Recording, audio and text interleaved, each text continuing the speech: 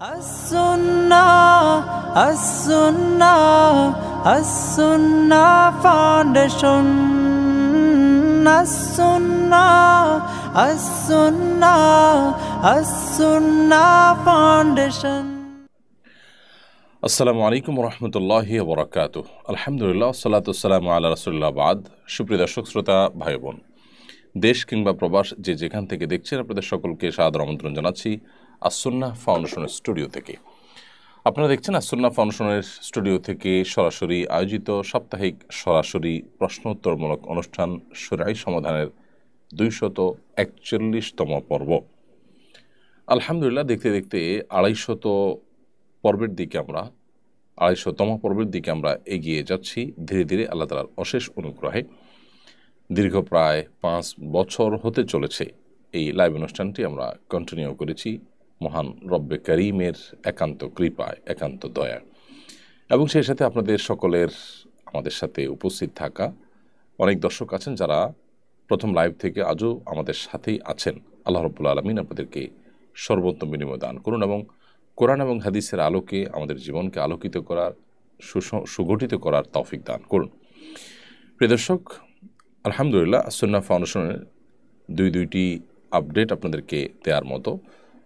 তার একটি হলো যে আল্লাহর অশেষ অনুগ্রহে আমাদের কোরআন বর্ষের যে কোরআন প্রতিযোগিতা ছিল সেটির তৃতীয় ধাপ, বরং দ্বিতীয় এবং তৃতীয় 2 ধাপের পরীক্ষা একসাথে সম্পন্ন হয়েছে এবং আল্লাহ তাআলার অনুগ্রহে সেখানে বিপুল পরিমাণ মানুষ অংশগ্রহণ করেছেন।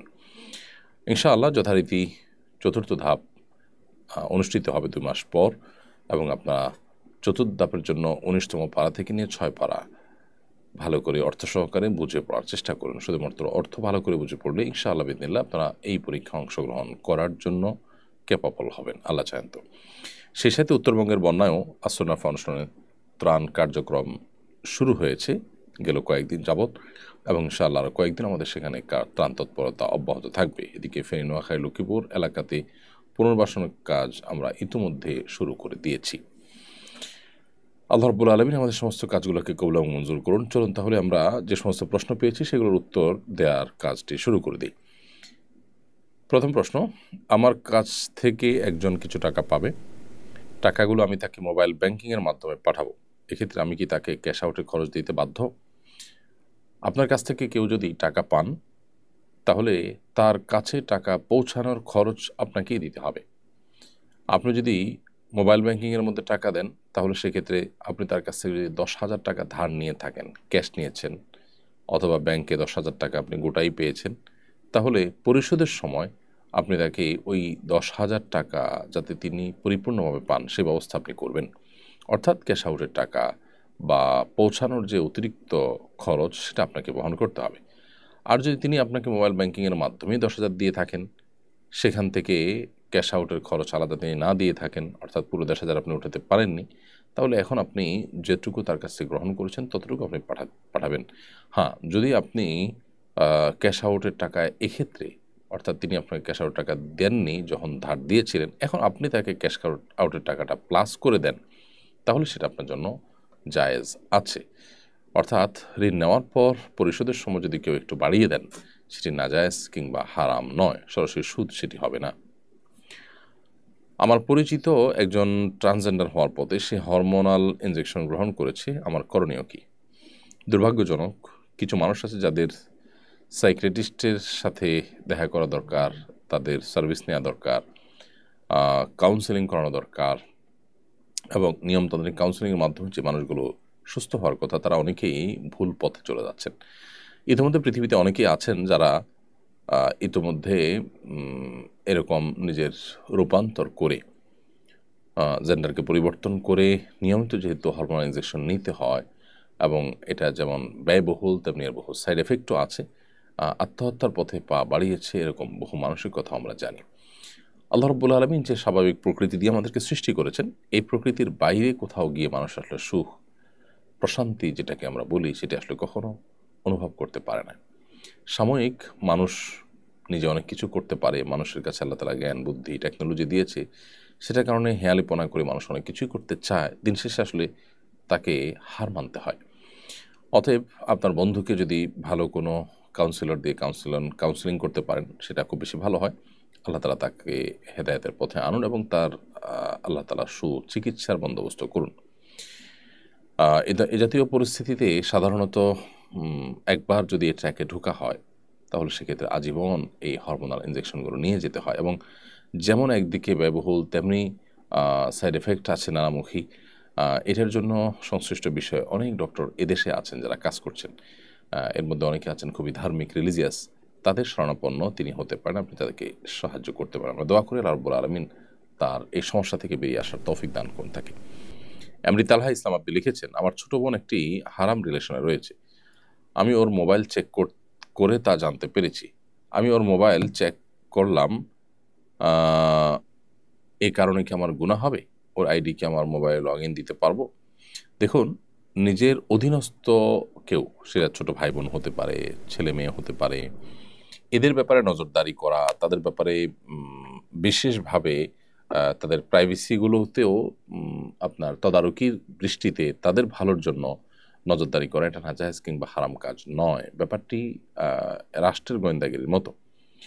একজন মানুষ তিনি যখন রাষ্ট্রের কোনো গুরুত্বপূর্ণ দায়িত্বে থাকবেন, অন্যান্য মানুষের নিরাপত্তা, রাষ্ট্রের কল্যাণ বিবেচনা করে যদি তিনি কারোর ব্যাপারে বিশেষভাবে মনোযোগ দেন এবং তার একান্ত বিষয়গুলোকে তিনি অবজার্ভ করার চেষ্টা করেন, তাকে একান্ত নজরদারিতে আনেন, তো এটি নাজায়েজ কিংবা হারাম কাজ নয়, জনকল্যাণে সেটি জায়েজ। ঠিক একইভাবে নিজের অধীনস্থ ছোট ভাই বোন, অধীনস্থ ছেলে মেয়ে, অধীনস্থ লোকজন, একান্ত পরিবারের লোকজন, তাদের কল্যাণার্থে তাদের প্রতি নজরদারি করা এটা গুনাহের বিষয় নয়। পশ্চিমা সভ্যতার দর্শন এক্ষেত্রে ভিন্ন। তারা অবশ্য মনে করে যে না, একটা নির্দিষ্ট বয়সে যাওয়ার পর ছেলে, এমনকি নির্দিষ্ট বয়সে যাওয়ার কথা তারা বলে না, 7-8-9 বছর বয়স থেকেই ছেলে মেয়েদের ব্যাপারে বাপ মা বা ভাই বোন, বড় ভাই বোন, তারা কেউ যদি কোনো প্রকার তদারকি করেন, কোনো প্রকার তাদের ব্যাপারে নজরদারি করেন, সেটাকে মনে করেন তারা ব্যক্তিগত যে অধিকার বা প্রাইভেসি, সেটা লঙ্ঘন হয়েছে।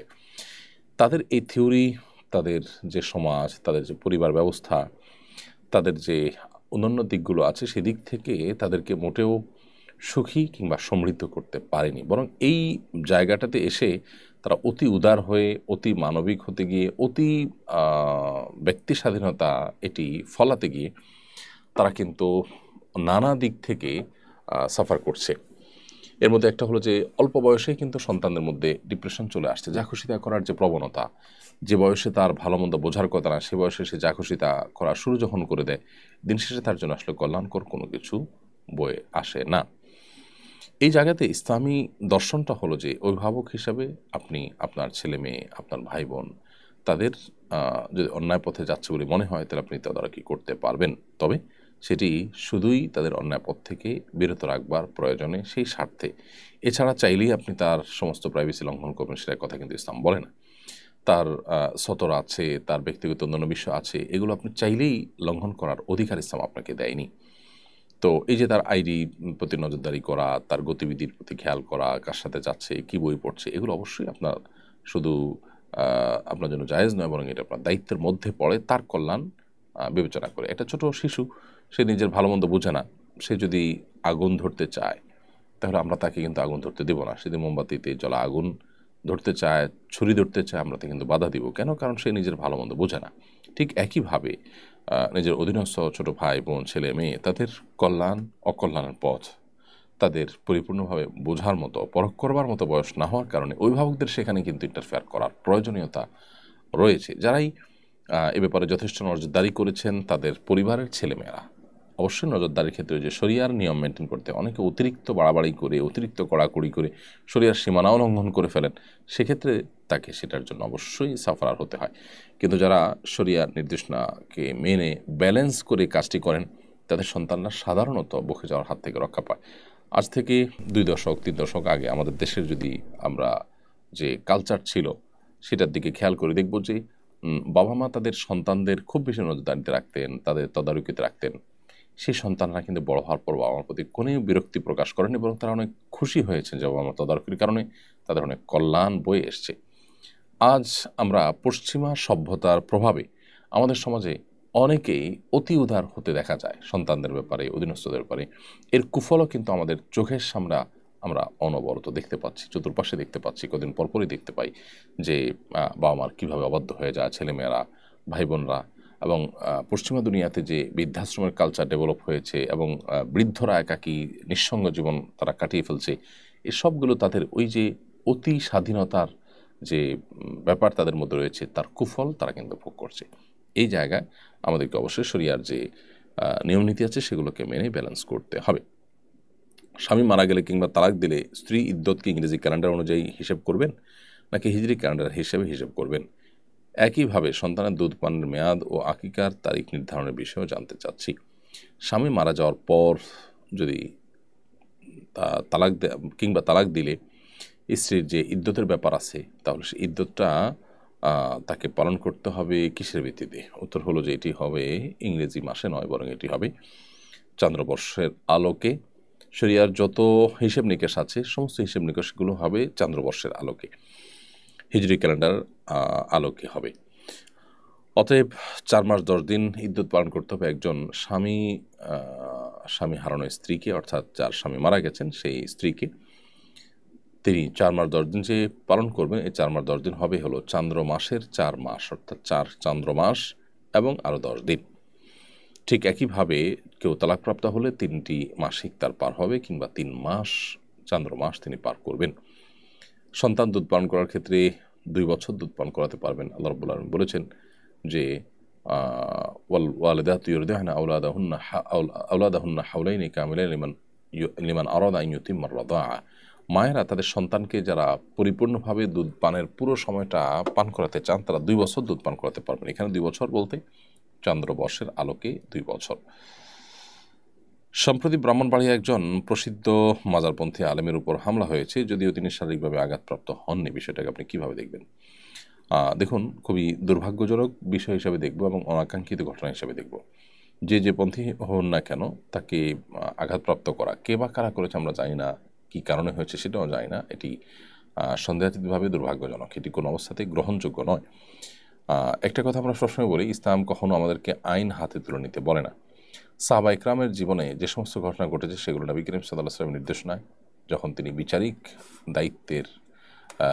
দায়িত্ব পালন করেছিলেন এবং প্রধান বিচারকের ভূমিকা ছিলেন, শাসকের ভূমিকা ছিলেন, এটি তার নির্দেশে তার অনুমোদন ক্রমে হয়েছে বা তিনি অনুমোদন করেছেন সেটিকে। এর বাইরে চাইলে যে কেউ যে কোনো কিছু যদি করা জায়েজ হতো তাহলে সাহাবীরা অনেকে সেটি করতেন। নবী করিম সাল্লাল্লাহু আলাইহি ওয়াসাল্লাম অনেক সাহাবীকে দেখা গেছে জিজ্ঞেস করতে যে ইয়া রাসূলুল্লাহ, আপনি আমাকে অনুমতি দিন, অমুকের গর্দান আমি উড়িয়ে দিয়ে আসি। সে এমন কাজ করেছে যে তার মৃত্যুদণ্ড প্রাপ্ত হয়ে পাওয়ার হকদার সে হয়ে গেছে। নবী সাল্লাল্লাহু আলাইহি ওয়াসাল্লামের কাছে তারা অনুমতি চাইতেন। নবী সাল্লাল্লাহু আলাইহি ওয়াসাল্লামের কাছে অনুমতি চাওয়াটা প্রমাণ করে যে সাহাবীরা চাইলেই কারোর প্রতি কোনো শাস্তি প্রয়োগ করা শুরু করতেন না এবং আইন প্রয়োগ করতেন না, আইন নিজের হাতে তুলে নিতেন না, তারা অথরিটির অনুমোদনের জন্য অপেক্ষা করছেন। ঠিক একইভাবে এ ধরনের ঘটনা যেটি ঘটার কথা আপনি বলেছেন সেটি দুর্ভাগ্যজনক, কোনো অবস্থাতেই গ্রহণযোগ্য হতে পারে না। আমরা আশা করব যে প্রত্যেকটা মানুষ যার যার আদর্শের প্রচার করবেন এবং এক্ষেত্রে আইন হাতে তুলে নিয়ে মারামারি, কাটাকাটি ইত্যাদিতে লিপ্ত হবেন না। এটা ইসলামের শিক্ষা নয়। ইসরাত রহমান তানিশা আপনি লিখেছেন, আত্মীয়দের বাসায় নন মাহরাম থাকায় পর্দা করতে পারি না। আমার পরিবার বলে এতে আত্মীয়তার সম্পর্ক ছিন্ন হয়। সত্যি কি ছিন্ন হয়? আমার করণীয় কি? আত্মীয়দের বাসায় গেলে যদি নন মাহরামদের সাথে পর্দা করা না যায় তাহলে সেখানে যাওয়া থেকে আপনাকে বিরত থাকতে হবে। আপনার প্যারেন্টস বা ঘরের লোকজন, পরিবারের লোকজন যে বলেন আত্মীয় সম্পর্ক ছিন্ন হওয়ার কথা, হ্যাঁ, সম্পর্ক তো কিছুটা ছিন্ন হয়, কিন্তু এটিকে দুইভাবে রিকভার করা যেতে পারে। একটা হলো যে ফোনে যোগাযোগ থাকবে, যখন পর্দার পরিবেশ থাকবে তখন তাদের সাথে সেখানে আপনি মিট করবেন। সম্পর্ক ছিন্ন করা মানে হলো তাদের সাথে যোগাযোগ না করা, তাদেরকে বয়কট করে চলা। এখানে তো বয়কট করা হচ্ছে না, আপনি দূরত্ব বজায় রাখছেন বিশেষ কারণে। আর দ্বিতীয়ত হলো সম্পর্ক ছিন্ন করা যেরকম গুনাহের কথা, পর্দার বিধান লঙ্ঘন করা ঠিক একইভাবে গুনাহের কথা। পর্দার বিধানকে লঙ্ঘন করে যদি আপনি সম্পর্ক রক্ষা করতে চান তাহলে একটা হারাম থেকে বাঁচার জন্য আপনি হারামে লিপ্ত হচ্ছেন, তো সেটিতেও সমান হলো। অর্থাৎ এখানে সম্পর্ক রক্ষা করার বিষয়টা তো আসলে হলো না, কারণ আরেকটি অপকর্মে বা আরেকটি গুনাহে আপনি লিপ্ত হয়েছেন। তো এই জায়গা থেকে তাদেরকে বোঝাতে হবে এবং নিজে যথাসম্ভব চেষ্টা করতে হবে যে এই ধরনের হারাম কাজ থেকে যেন বেঁচে থাকা যায়। নিগার বিনতে জাসিম আপনি লিখেছেন, আমি যখন কোনো একটা বিষয় নিয়ে ভাবি বা কারো কথা ভাবি তখন প্রথমে আমার মাথায় খারাপ চিন্তাটাই আসে। এ থেকে বাঁচার উপায় সম্পর্কে একটু সাহায্য করবেন। কাউকে নিয়ে নেগেটিভ চিন্তা আসা ঠিকই খারাপ জিনিস। আল্লাহ সুবহানাহু ওয়া তাআলা কোরআনে কারিমে বলেছেন, আরে ইন্না বা'দা যন্নি ইসম, নিশ্চয়ই কোনো অপরাধ, কোনো ধারণা মানুষের প্রতি, অর্থাৎ খারাপ ধারণাকে এখানে মিন করা হচ্ছে, এটা গুনাহ। এজন্য আল্লাহ সুবহানাহু ওয়া তাআলা বলেছেন ইজতানিবু কাসীরাম মিনায-যন্ন, আয়াতের আগের অংশে আল্লাহ বলেছেন তোমরা অনেক ধারণা করা থেকে বেঁচে থাকো। তো এই যে মন্দ ধারণা, যেটা থেকে আল্লাহ তাআলা আমাদেরকে বিরত থাকতে বলেছেন, সেটি নিজের অজান্তে কারোর প্রতি যদি চলে আসে তাহলে সেক্ষেত্রে প্রথমত কুধারণা বা মন্দ ধারণার যে অপরাধগুলো আছে সেগুলোর সাথে সাথে চিন্তা করবেন।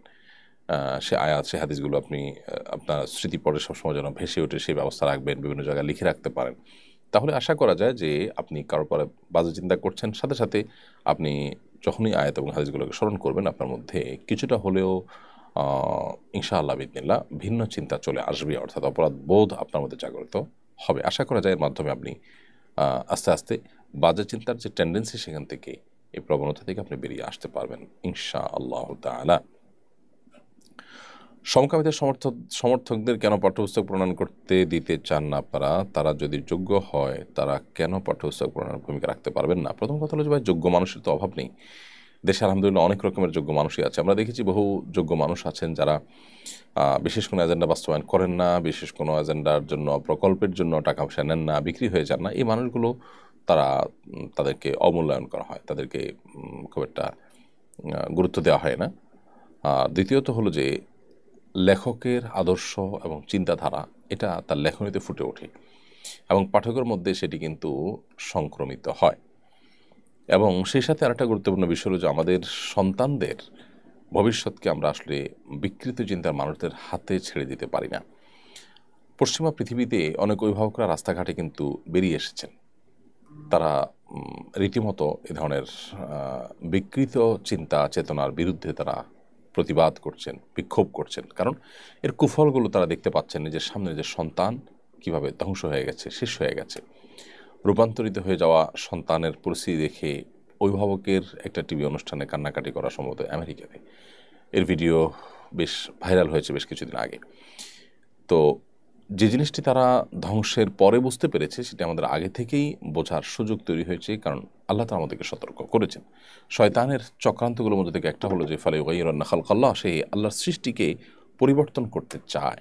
আল্লাহর সৃষ্টিতে যে পরিবর্তন করা, বিকৃতি সাধন করার তার যে প্রচেষ্টা, এটিকে রুখে দেওয়ার চেষ্টা আমাদেরকে অব্যাহত রাখতে হবে। এমনি জুবাইর আল হাবিব আপনি লিখেছেন, আমার বন্ধুর সাথে 1 বছর ধরে কথা বলি না, এখন এজন্য কি আমার গুনাহ হবে? আপনার বন্ধুর সাথে যদি আপনি কথা বলা ইন্টেনশনালি বর্জন করে চলেন তাহলে সেক্ষেত্রে তো অবশ্যই গুনাহ হবে, কারণ নবী করিম সাল্লাল্লাহু আলাইহি ওয়াসাল্লাম বলেছেন, লা ইয়াহিল্লু মাল মুসলিমিন লা ইয়াহিল্লু লিমুসলিমিন আন ইয়াহজুরা আখাহু ফাওকা সালাতি লায়াল। কোনো মুসলমান তার অন্য মুসলমান ভাইকে 3 দিনের বেশি বর্জন করে, বয়কট করে, তাকে বাদ দিয়ে চলা, এটার সুযোগ তার নেই। 3 দিন পর্যন্ত আপনি অভিমান করতে পারেন, আপনার কষ্ট, আপনার দুঃখ আছে, সেটি আপনি মাথায় রেখে বা সেটির কারণে আপনি 3 দিন পর্যন্ত কারোর প্রতি আপনি দুঃখ, ক্ষোভ বা আপনার মনের কষ্ট সেটি থাকলো। কিন্তু সেটা যদি আপনার নিয়মিত হতে থাকে, সেটা যদি আপনার প্রায় আপনার বছরখানেক যেমনটি বললেন এরকম হতে থাকে বা 3 দিনে বেশি হতে থাকে, তাহলে সেটা নাজায়েজ হবে। হ্যাঁ, একটা হচ্ছে কাকতালীয়ভাবে কথা বলা হচ্ছে না, ইচ্ছাকৃত বর্জনের বিষয় না, সেটাতে অসুবিধা নেই। তানজিল আহমেদ আপনি লিখেছেন, ঝিনুক থেকে মুক্তা তৈরি এবং এই মুক্তার ব্যবসা করা ইসলামী দৃষ্টিকোণ থেকে হালাল নাকি হারাম? উল্লেখ্য, মুক্তা সংগ্রহের সময় ঝিনুকটা মরে যায় বা মেরে ফেলা হয়, এক্ষেত্রে ইসলাম কি বলে? যে কোনো সৃষ্টি মানুষের কল্যাণে আল্লাহ তাআলা সৃষ্টি করেছেন। ঝিনুক মানুষের কল্যাণে, মানুষ যদি ঝিনুক তোলে, মানুষকে সে ঝিনুককে মারে কিংবা সে ঝিনুকের কোনো সুবিধা হাসিল করতে গিয়ে একসময় মারা যায়, তাহলে এটা নাজায়েজ নয়। নির্মমভাবে অপ্রয়োজনে কোনো প্রাণীকে হত্যা করা হচ্ছে কিনা সেটি হলো বিষয়। এখানে যেহেতু একটা প্রয়োজন এবং নির্মমভাবে হত্যা এখানে হয় না, সে কারণে এটি নাজায়েজ কিংবা হারাম কোনো বিষয় হবে না। প্রত্যেকটা প্রাণী সৃষ্টি করেছেন আল্লাহ তাআলা মানুষের কল্যাণে, মানুষ সেটিকে তার কল্যাণে ব্যবহার করার অধিকার রয়েছে। হালাল ক্ষেত্রে যদি ব্যবহার করে সেটা করতে পারে। এখানে যেহেতু মুক্তা তৈরি করা হচ্ছে, মুক্তা উৎপাদন করা হচ্ছে এবং সেখান থেকে বাণিজ্যিকভাবে লাভবান হওয়ার চেষ্টা করা হচ্ছে, তো এটি নাজায়েজ কিংবা হারাম কোনো কাজ নয়। আমি একটি ইংলিশ মিডিয়াম স্কুলে পড়ি। এখানকার ছাত্ররা ট্রান্সজেন্ডারের প্রতি সুধারণা রাখে। এছাড়াও ওয়েস্টার্ন সোসাইটির প্রতি তাদের টান বেশ। এই পরিবেশে নিজেকে কিভাবে রক্ষা করব, আমার ফ্রেন্ডসদেরকে কিভাবে বোঝাবো? দেখুন, প্রত্যেকটা জাতির নিজস্ব সংস্কৃতি আছে। আমাদের যে সংস্কৃতি আছে, আমাদের যে কৃষ্টি আছে, এই বাঙালি জাতির যে সংস্কৃতি আছে, সেই সংস্কৃতি জলাঞ্জলি দিয়ে সেখানে ভিনদেশি সংস্কৃতি আমদানি করার কোনো যৌক্তিকতা থাকতে পারে না। অনেকে এখানে বলবেন আমরা তো আরব অনেক কালচারকে আমদানি করেছি। আমরা আরবের কোনো কালচারকে আমদানি করিনি। আমরা যে কালচার অনুসরণ করি দেশে, সেটা দুঃখিত, এই দেশীয় কালচার হিসাবে যেটা এস্টাবলিশড হয়েছে সেটি হয় ধর্মের ভিত্তিতে, আর না হলে আমাদের এই অঞ্চলের মানুষের ধর্ম বর্ণ নির্বিশেষে কিছু কালচার রয়েছে সেগুলো। তো ধর্মের ভিত্তিতে কালচার গড়ে ওঠা এটা গোটা পৃথিবীতে স্বীকৃত একটি বিষয়। গোটা পৃথিবীতে কালচারের অন্যতম উৎস হলো ধর্ম। ধর্ম থেকে গোটা পৃথিবীতে অনেক কালচার ডেভেলপ হয়েছে। পশ্চিমা পৃথিবীর অনেক কালচার এখনও তাদের ধর্ম থেকেই উৎসারিত হয়েছে। বিধায় সেটির একটা যৌক্তিক দিক আছে। একটা হলো ধর্মীয় কালচার, একটা হলো অঞ্চলের কালচার। আরব অঞ্চলের কোনো কালচারে দেশে আমদানি করার বিশেষ কোনো যৌক্তিকতা বা প্রয়োজন নেই, এর কথা কোনো আলেম কিন্তু বলেন না। ধর্মীয় যে বিধিনিষেধগুলো আছে এগুলো তো তার বিশ্বাসের জায়গা, এগুলো তার আদর্শের জায়গা। অতএব সেটাকে যদি আপনি উড়িয়ে দিতে চান তাহলে তো মানুষের ধর্মীয় স্বাধীনতাতে আপনি আঘাত করছেন, সেটা তো ভিন্ন বিষয়। আর এর বাইরে ধর্মীয় কোনো দৃষ্টিকোণ ছাড়া পশ্চিমা পৃথিবীর সমস্ত কালচারকে গণহারে আমাদের আমদানি করতে হবে, এটা অজ্ঞানতা ছাড়া কিছুই নয়। তাদের অনেক ভালো জিনিস আছে, জ্ঞান আছে, বিজ্ঞান আছে, তাদের কাছে অনেক কিছু আছে যেগুলো আমরা আমদানি করতে পারি, যেগুলো আমরা অনুসরণ করতে পারি। কিন্তু যে জিনিসগুলো তাদের কালচারাল, নিতান্তই কালচারাল, এবং সেই কালচারাল বিষয়গুলোর কুফল তারা নিজেরা ইতিমধ্যে ভোগ করছে, সেটি আমাদের এখানে আমদানি করার কোনো কারণ নেই। আমাদের এখানকার পরিবার ব্যবস্থাপনা, আমাদের এখানকার সামাজিক অনেক সৌন্দর্য আছে যেগুলো তাদের মধ্যে নেই। তাদের মধ্যে ডিসিপ্লিন আছে, তাদের মধ্যে অনেক ভালো ভালো দিক আছে, সেগুলো আমরা অনুসরণ করতে পারি ডেফিনেটলি। যদিও এগুলোর জন্য তাদের অনুসরণ দরকার নেই, আমরা ভালো মুসলিম হওয়া, ভালো ধার্মিক হওয়া, ভালো মানুষ হওয়া যথেষ্ট। তারপরও আমরা এগুলোতে তাদের অনুসরণ আমরা করলাম। কিন্তু যে বিষয়গুলো আসলে এমন নয় যে সেগুলোর মাধ্যমে আমাদের উন্নতি অগ্রগতির পথে এগিয়ে যেতে হবে, বরং যেগুলো নিছক আপনার মুখরোচক, সেগুলোর সুদূর প্রসারে কুফল রয়েছে। দেখুন, গোটা পৃথিবীর অনেক দেশে এখন মানুষের জন্মের হার কমে গেছে। সেখানে মানব সভ্যতা টিকে থাকাটা, অর্থাৎ দূরবর্তী ভবিষ্যতের দিকে যদি তাকানো হয় তাহলে টিকে থাকাটাই চ্যালেঞ্জিং হয়ে যাচ্ছে। মানুষ বিয়ে শাদী করার যে আগ্রহ সেটা হারিয়ে ফেলছে, পরিবার ব্যবস্থাপনা ভেঙে পড়ছে, মানুষ সন্তান নিতে চায় না, সন্তান জন্মের হার অনেক কমে গেছে। প্রণোদনা দিয়ে সরকারগুলো সন্তান জন্মের হারকে স্বাভাবিক করতে পারছে না। এগুলোর যে কুফল, এগুলো যে সমস্ত কর্মের কুফল, সেই কর্মগুলোর মধ্যে থেকে এই জাতীয় কর্মকাণ্ড রয়েছে। তো যৌক্তিক দিকগুলো নিয়ে আসলে বিশ্লেষণ করা দরকার। আমরা আমাদের সন্তানদেরকে মুক্ত চিন্তার কথা যারা বলি, তারা অনেকে সন্তানদের উপরে জাতীয় বিভিন্ন চিন্তাধারা, পশ্চিমা ধ্যান ধারণা, আমরা সেগুলোকে চাপিয়ে দিই। মুক্ত চিন্তা বলতে তাদেরকে ধর্মের গণ্ডি থেকে বা আমাদের দেশীয় যে সংস্কৃতি আছে সেখান থেকে বের করার প্রচেষ্টা করি। গোটা পৃথিবীতে প্রত্যেকটা দেশের মানুষ নিজেদের যে সংস্কৃতি আছে তার মধ্য দিয়ে তারা কিন্তু বেঁচে থাকে, অন্যদের থেকে নিজেদেরকে পার্থক্য করতে পারে। আর যারা অন্যদের সংস্কৃতিতে হারিয়ে যায় তাদের নিজেদের জাতিসত্তা বলতে আলাদা কিছু থাকে না। এই জায়গাটাতে আমাদের ভালো করে মনোযোগ দিতে হবে এবং আলোচনা চালিয়ে যেতে হবে। এমনি শফিকুল ইসলাম লিখেছেন, জামাতে সালাত আদায়ের সময় 2 রাকাতের বৈঠকে দুরূদ পাঠ করে ফেললে করণীয় কি? জামাতে সালাত আদায় করার ক্ষেত্রে যদি দ্বিতীয় রাকাতে আপনি বৈঠকে দুরূদ পড়ে ফেলেন তাতে কোনো সিজদা সাহু দিতে হবে না। কারণ প্রথমত এই নামাজে, অর্থাৎ জামাতবদ্ধ নামাজে ইমাম সাহেবের যে আপনি অনুসরণ করছেন সেখানে আপনার আলাদা করে কোনো সিজদা সাহু আপনার উপরে প্রযোজ্য হয় না। আপনি একাকী নামাজ পড়তেন তাহলে সেক্ষেত্রে দ্বিতীয় রাকাতে যদি আপনি জোহরের নামাজে ধরা যাক যে আপনি দুরূদ পড়ে ফেলেছেন তাহলে সেক্ষেত্রে আপনাকে শেষে সিজদা সাহু দেওয়ার প্রয়োজন হতো। মাহবুবুর রহমান আপনি লিখেছেন, গত হজে জিলহজ মাসের 11 তারিখ হিট স্ট্রোকের কারণে সকাল 10টা হতে বিকাল 4টা পর্যন্ত জামরাতে পাথর নিক্ষেপ নিষিদ্ধ করে সৌদি সরকার। আমাদের কাফেলার হাজিগণ মুআল্লিমের নেতৃত্বে ফজরের পরেই পাথর নিক্ষেপ করে সকাল 8টার মধ্যে মিনার তাঁবুতে ফিরে আসে। তাদের পাথর নিক্ষেপ কি সঠিক হয়েছে? আলহামদুলিল্লাহ, আমরা কয়েকজন আসরের পর পাথর নিক্ষেপ করে মক্কা চলে আসি। না, তাদের পাথর নিক্ষেপ সঠিক হয়নি, কারণ 11 তারিখ 12 তারিখ এই সময়গুলোতে পাথর নিক্ষেপ করতে হবে হলো জোহরের পর, অর্থাৎ জোহরের ওয়াক্ত হওয়ার পর। 10 তারিখে সেটি আপনি সকাল থেকে করতে পারলেও মূলত অন্যান্য দিনগুলোতে জোহরের ওয়াক্ত হওয়ার পর থেকে পাথর নিক্ষেপের সময় শুরু হবে। আর 10টা থেকে 4টা পর্যন্ত জামানতে পাথর নিক্ষেপ নিষিদ্ধ করেছিল সৌদি সরকার 11 তারিখে। এটি সঠিক তথ্য নয়, আমি নিজে ছিলাম এবং আমরা পাথর মেরেছি এই সময়ের মধ্যেই। অতএব যারা এটি করেছেন তারা ভুল করেছেন। প্রয়োজন হলে আপনাকে পাথর পরে নিক্ষেপ করতে হবে, আগে নয়। অর্থাৎ দিনভর আপনি করতে পারেন না, সন্ধ্যার পরে গিয়ে করতে হলো, নিরুপায় হয়ে গেলে সেটা আপনি করতে পারবেন, কিন্তু প্রয়োজন ছাড়া আপনি আগে, অর্থাৎ প্রয়োজন ছাড়া বলতে নিরুপায় হননি, আপনি আগে পাথর নিক্ষেপ করেছেন সময়ের, সেটা জায়েজ হবে না, বরং সময় মতো আপনাকে পাথর নিক্ষেপ করতে হবে। অবৈধ রাষ্ট্র ইসরায়েলের দৌরাত্ম্য বেড়েই চলেছে। আমরা যারা সাধারণ মানুষ, আমাদেরকে কিছুই করার নেই। আমরা জানি ইতিমধ্যে তারা লেবাননে হামলা করেছে এবং ভয়ঙ্কর হত্যাযজ্ঞ সেখানেও তারা অব্যাহতভাবে পরিচালনা করছে। আশপাশের দেশগুলোতে তাদের যে ভয়াবহ ত্রাসের রাজত্ব তারা কায়েম করেছে, আরবের মুসলিম রাষ্ট্রগুলো একরকম নীরব দর্শকের ভূমিকা পালন করছে, আমরা দেখছি।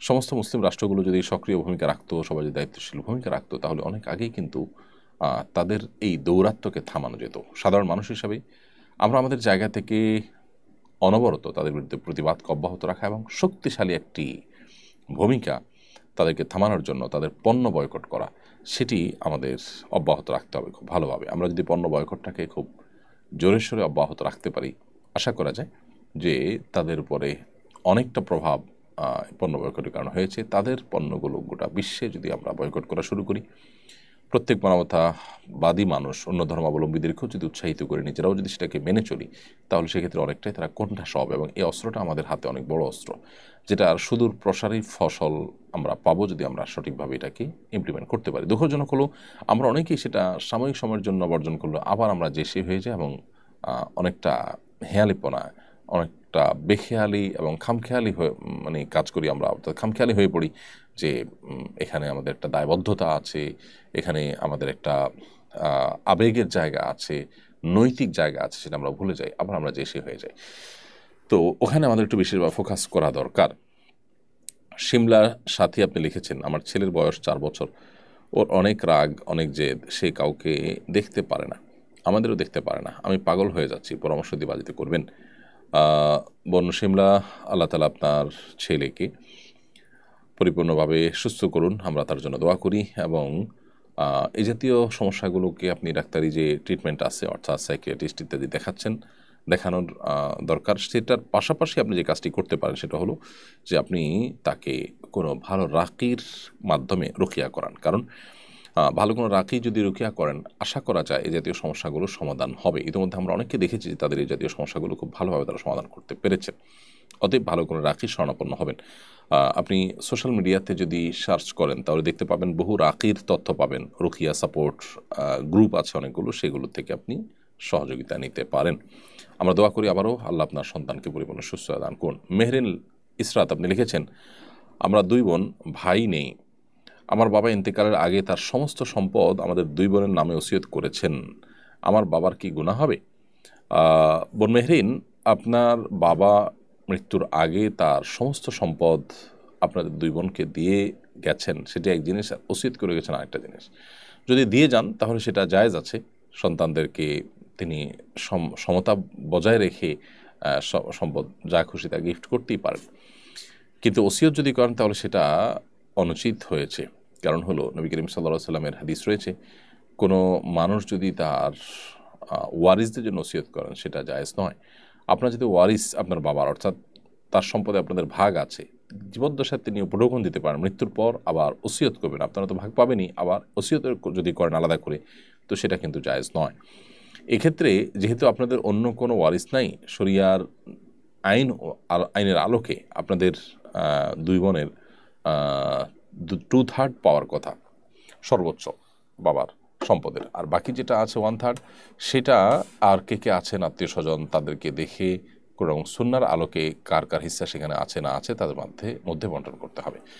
পূজার সময় বলা হয় ধর্ম যার যার উৎসব সবার, ইসলামী দৃষ্টিতে স্লোগান কতটুকু যথার্থ? একেবারেই অন্তঃসার শূন্য অযৌক্তিক একটি স্লোগান। এটিকে চাপিয়ে দেওয়ার অপচেষ্টা করা হয়েছে দীর্ঘদিন ধরে এই সমাজে। ধর্ম যার যার উৎসবও তার তার হবে, ধর্ম যার যার উৎসব সবার হতে পারে না। কারণ উৎসবটা যখন ধর্মীয় হয় তখন সেই ধর্মীয় উৎসব থেকে আপনি আলাদা করে উৎসবটাকে, ধর্মটাকে উৎসব থেকে আলাদা করতে পারেন না।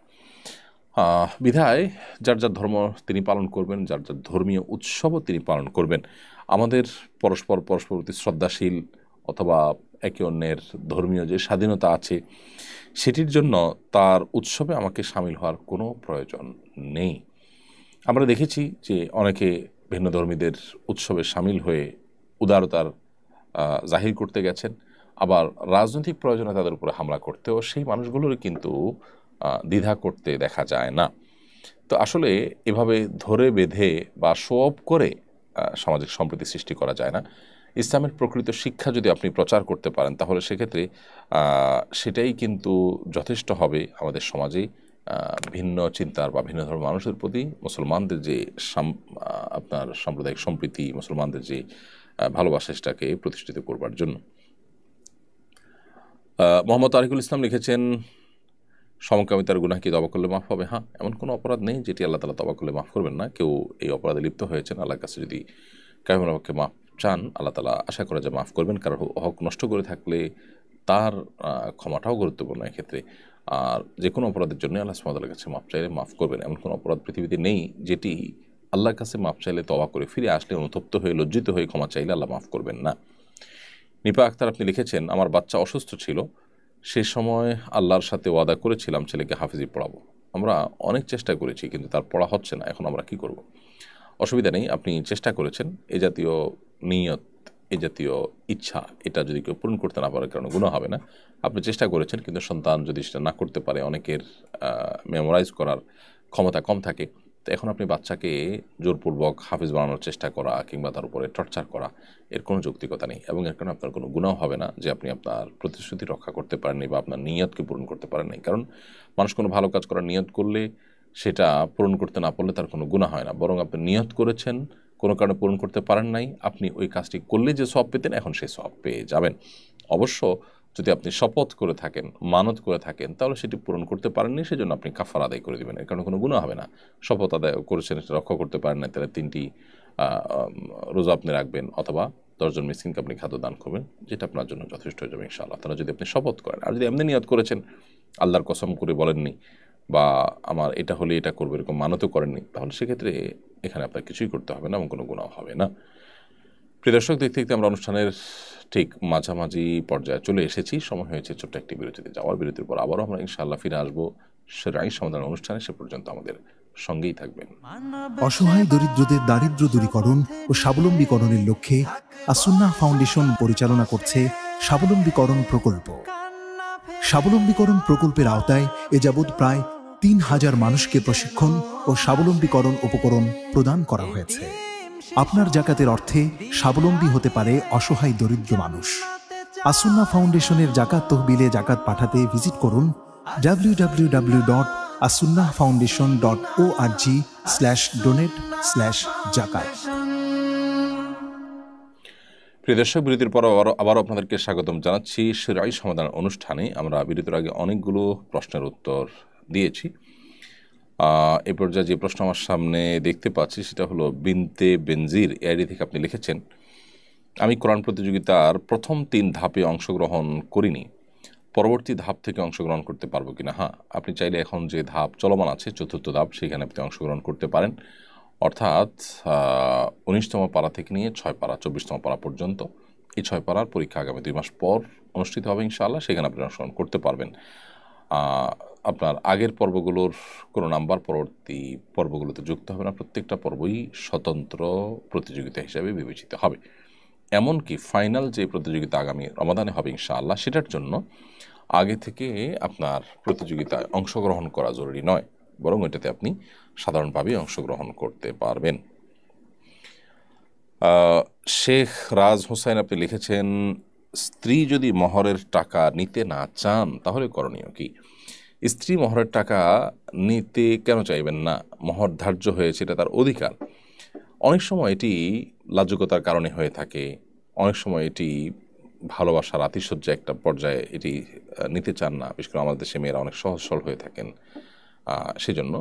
তবে লেনদেনের ক্ষেত্রে আসলে আমাদেরকে খুব বেশি সিরিয়াস হওয়া উচিত, এবং এক্ষেত্রে আমাদের একেবারেই অনেকটা প্রফেশনাল লেনদেনকারীর মতো বা সাধারণ মানুষের মতো আমাদের আচরণ থাকা উচিত।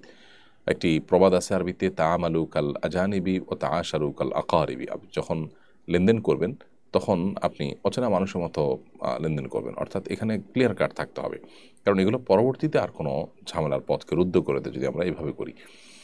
আর আপনি যখন কারোর সাথে আচার আচরণ করতে যাবেন তখন আপনি একান্ত অপরিচিত মানুষকেও পরিচিত মানুষের মতো করে আচরণ করবেন।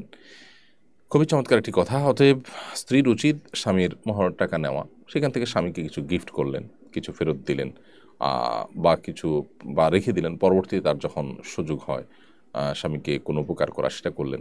চাইলে সেগুলো করতে পারেন। পরিপূর্ণভাবে নেবই না এটা বলাটা অনেকটা ভুল সিদ্ধান্ত হয়ে থাকে। আবেগের আতিশয্য যারা এটা করেন একটা সময় তারা বুঝতে পারেন যে তারা সঠিক কাজ করেননি। যদিও শরিয়া তাকে নিতে বাধ্য করে না।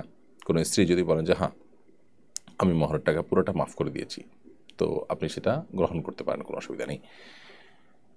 এফটি জাহিদ আলম আপনি লিখেছেন, কাপড়ে কেমিক্যাল লাগলে কি ওই কাপড়ে নামাজ পড়া যাবে? কাপড়ে যে কেমিক্যাল লাগে সেখানে যদি অ্যালকোহল থাকে তাহলে অ্যালকোহলটা যদি উড়ে যায়, বাষ্প হয়ে যায়, তাহলে আপনি এটাতে নামাজ পড়তে পারবেন। অর্থাৎ একটা নির্দিষ্ট সময়ের গ্যাপ দিয়ে তারপরে সেই কাপড়ে আপনি সালাত আদায় করতে পারবেন। বৈষম্য বিরোধী আন্দোলনের সময় যাদের পায়ে গুলি লেগেছে তাদের অনেকের পা কেটে ফেলতে হয়েছে, এখন তারা কৃত্রিম পায়ে চলাফেরা করছেন। ওযু করার সময় কি তাদের এই কৃত্রিম পা ধুইতে হবে? বৈষম্য বিরোধী আন্দোলনের সময় যাদের পায়ে গুলি লেগেছে, তাদের পা কেটে ফেলেছে, কিংবা অন্য যে কোনো কারণেই কারোর যদি অ্যাক্সিডেন্টের কারণে যদি পা কেটে ফেলতে হয়, কৃত্রিম পাও যদি নিয়ে চলাফেরা করেন, তাহলে ওই কৃত্রিম পাওটা ধোয়া জরুরি নয়। তার জন্য ওই পাও, সংশ্লিষ্ট পাও যেটা কেটে পড়ে গেছে সেটা আসলে ধোয়া জরুরি নয়, বরং তিনি তার সুস্থ স্বাভাবিক যে পাটা আছে সেটা ধৌত করবেন। আর যদি পা কেটে পড়ে যায়নি, ব্যান্ডেজ করা আছে, তাহলে ব্যান্ডেজের উপরে তিনি মাসা করবেন। বিধায় প্লাস্টিকের বা অন্য কোনো পাও যেটি কৃত্রিম, সেটা যেটা যুক্ত করা হয়েছে শরীরের মধ্যে চলাফেরার জন্য, সেটার উপরে আসলে ধোয়া কিংবা মাসা করা কোনোটারই প্রয়োজন নেই। তাজ মাহমুদ আপনি লিখেছেন, আমার ছেলেকে হাজাম দ্বারা সুন্নতে খাতনা করানো হয়, কিন্তু কিছুদিন পর দেখা যাচ্ছে চামড়ার অংশ কম কাটা হয়েছে। এখন দ্বিতীয়বার যদি খাতনা না করাই তাহলে সুন্নত আদায় হয়ে যাবে কিনা?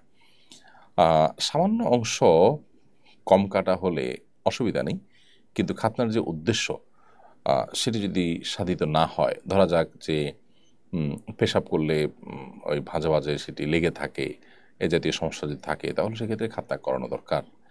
আর যদি সেরকম সমস্যা না থাকে, হালকা একটু আছে, তাহলে এর কারণে অসুবিধা হবে না ইনশাআল্লাহ তাআলা। অর্থাৎ দ্বিতীয়বার খাতনা আর কোনো প্রয়োজন নেই।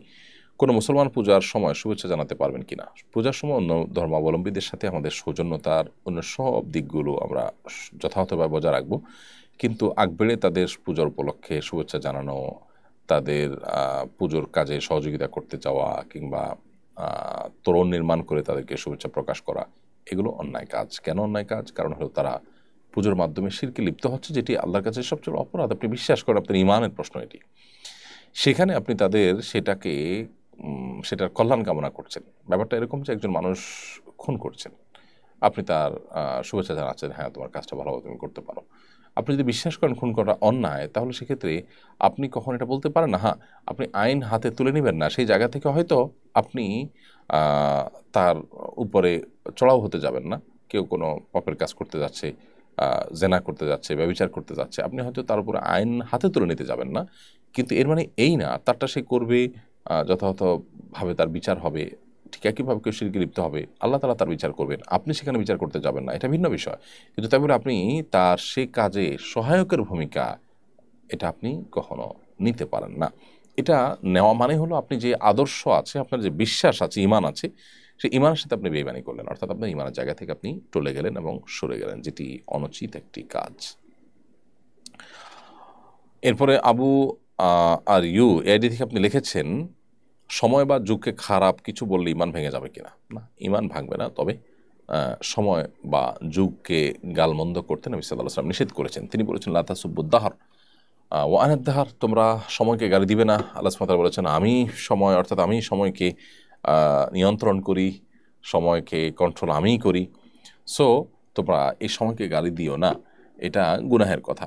এই জন্য সময় খারাপ যাচ্ছে, দিনটা খারাপ যাচ্ছে, দিনকে গালি দিলেন, সময়কে গালি দিলেন, এটা মূর্খতা এবং অজ্ঞানতা। দিন এবং সময়ের হাতে আসলে কোনো কিছু নেই, বা সে আমাদের কোনো কল্যাণ অকল্যাণ করতে পারে না, বিধায় সময়কে গালি দেওয়া নিষেধ। কিন্তু এর কারণে ইমান চলে যাবে, এটা সেরকম না। সিজারের কারণে 3টার বেশি সন্তান নিতে চাইলেও নিতে পারবো না, এ কারণে কি আমার পাপ হবে? না। যদি আপনার শারীরিক অসুস্থতার কারণে আপনি সন্তান নিতে গেলে আপনার জীবন কিংবা সন্তানের জীবন বিপন্ন হওয়ার আশঙ্কা থাকে, তাহলে সেক্ষেত্রে আপনি সন্তান না নিলে গুনাহগার হবেন না। অনেক সময় এ জাতীয় বিষয়গুলো জাস্ট একটা হেঁয়ালিপনায় পরিণত হয়, তো সেটা যদি হয় তাহলে সেটা ভিন্ন বিষয়। হেঁয়ালিপনায় পরিণত হয় বলতে ঠুনকো অজুহাতে সন্তান নিচ্ছেন না, তো সেটা নাজায়েজ। বাট যদি একজন ডাক্তার, তিনি ডাক্তার হিসাবে অভিজ্ঞ, আবার তিনি ধর্মের বিষয় যথেষ্ট সিরিয়াস, এরকম ডাক্তার এক বা একাধিক ডাক্তার যদি আপনাকে বলেন যে না আপনার জন্য সন্তান নেওয়াটা রিস্কি হবে, অবশ্যই আপনি সেই সন্তান নেওয়া থেকে বিরত থাকবেন, এবং কারণে আপনার কোনো গুনাহ হবে না। কারণ আপনার নিজেকে শেষ করে দিয়ে আল্লাহ তাআলা আপনাকে কোনো সন্তান নিতে বলেন না। আল্লাহ বলেছেন লা ইউকাল্লিফুল্লাহু নাফসান ইল্লা উসআহা, কোনো মানুষকে তার সাধ্যের বাইরের কোনো কিছু আল্লাহ সুবহানাহু ওয়া তাআলা কিন্তু চাপিয়ে দেন না। মালয়েশিয়ার প্রধানমন্ত্রী আনোয়ার ইব্রাহিম বাংলাদেশে এসেছেন। সৌদি ক্রাউন প্রিন্স মোহাম্মদ বিন সালমানও আসবেন বলে শোনা যাচ্ছে। বিষয়ে আপনার মন্তব্য কী? বাংলাদেশের সাথে মুসলিম দেশগুলো, শুধু বাংলাদেশের সাথে নয়, মুসলিম দেশগুলোর পারস্পরিক সম্পর্ক সুদৃঢ় হোক, সেটা আমরা সবাই আশা করি, এবং এটি বিশ্ব শান্তির জন্য যেমন প্রয়োজন, বিশেষ করে মুসলিমদের পারস্পরিক যে স্বার্থ সংশ্লিষ্ট বিষয়গুলো আছে সেগুলোর জন্য খুব বেশি গুরুত্বপূর্ণ। আমরা দেখি পশ্চিমারা কোনো বিষয়ে তারা যখন সমস্যার মধ্যে পড়েন তখন তারা কিন্তু ঐক্যবদ্ধ হয়ে পড়েন এবং একসাথে তারা ঝাঁপিয়ে পড়েন, এবং তারা যখন কোনো কিছু করেন তখন সেটাকে বলেন যে বিশ্ব নেতৃবৃন্দ অমুক করেছেন, তমুক করেছেন, এটা করেছেন, সেটা করেছেন ইত্যাদি। যখন মুসলিম দেশগুলোর সরকাররা মিলে কিছু করে, ধরা যাক মধ্যপ্রাচ্যের সরকাররা করেছে, তখন এটাকে বিশ্ব নেতৃত্ব তারা বলে না, তারা বলে যে মধ্যপ্রাচ্যের নেতারা এটা বলেছেন ইত্যাদি ইত্যাদি। তো মুসলমানদের প্রতি একটা বিমাতাসুলভ আচরণ এটি পৃথিবীতে দীর্ঘদিন যাবৎ চলে আসছে। এমত অবস্থায় মুসলিম দেশগুলোর বা মুসলিম প্রধান দেশগুলোর পারস্পরিক সম্পর্ক সুদৃঢ় হওয়া দরকার।